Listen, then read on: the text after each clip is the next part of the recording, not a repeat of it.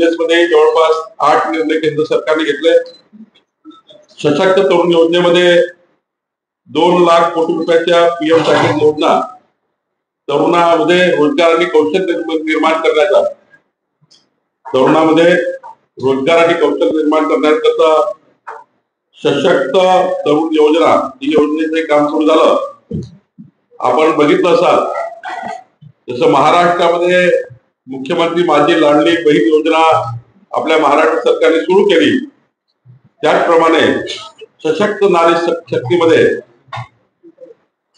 दीनदयाल अंत्योदय योजनेमध्ये 10 कोटीहून अधिक महिलांना त्यातलं एकत्रित करून त्यांच्या उपजीविकेकरता डिजिटल साक्षरता असेल, सामाजिक विकास असेल, 90 लाखावरनं अधिक बचत गटांना त्या ठिकाणी एकत्रित करून रोजगार निर्मिती करण्याची योजना तयार करण्यात आली आहे। आणि आता बघितलं तुम्ही जळगावमध्ये 1.5 लाख आमच्या बहिणी त्या कार्यक्रमाला होत्या।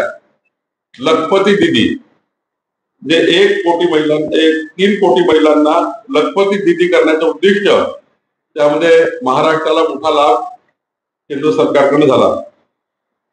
ओबीसी मागासवर्गीय अनुसूचित जमाती या समाजाकरताही जे पिछडा वर्ग आहे या समाजाच्या विकासाकरता माननीय मोदी सरकारने मागच्या 10 वर्षात जर देश पुढे नेला पण या 100 दिवसामध्ये या ठिकाणी उन्नत ग्राम अभियानामध्ये जे बघा त्या ठिकाणी आदिवासी सामाजिक सुधारणा करण्याकरता उन्नत ग्राम अभियानामध्ये 63,000 अनुसूचित जमातीच्या गावांचा विकास, 63,000 अनुसूचित जमातीचे गाव, शेड्यूल ट्राईब गाव, 63,000 गाव यांच्याकरता मोठ्या प्रमाणावर आणि एका गावाकरता 5 कोटी या पद्धतीनं सुधारणा योजना तयार केली।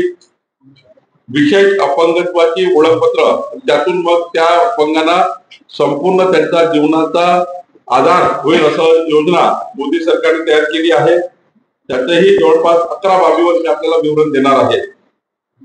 सुलभ आरोग्य सेवेमध्ये 70 वर्ष त्याहून अधिक वयाच्या ज्येष्ठ नागरिकांना 5 लाखापर्यंत मोफत विमा याचे आता कार्ड सुरू झाले आणि यामध्ये खूप मोठ्या प्रमाणावर इकडे महाराष्ट्र सरकारची वयश्री योजना आणि केंद्र सरकारची आयुष्यमान भारत योजना यातनं 70 वर्षापेक्षा जास्त प्रत्येक आमच्या ज्येष्ठ नागरिकांना 5 लाख रुपयाचा मोठा आधार या ठिकाणी मिळणार आहे। 4.5 कोटी कुटुंबांना जवळपास 6 कोटी ज्येष्ठ नागरिकांना याची मदत होईल। 75,000 आपण बघितलं नवीन वैद्यकीय जागा वाढवण्यासाठी मोदी सरकारने निर्णय घेतला, असे जवळपास 12 निर्णय मोदी सरकारने घेतले आहे।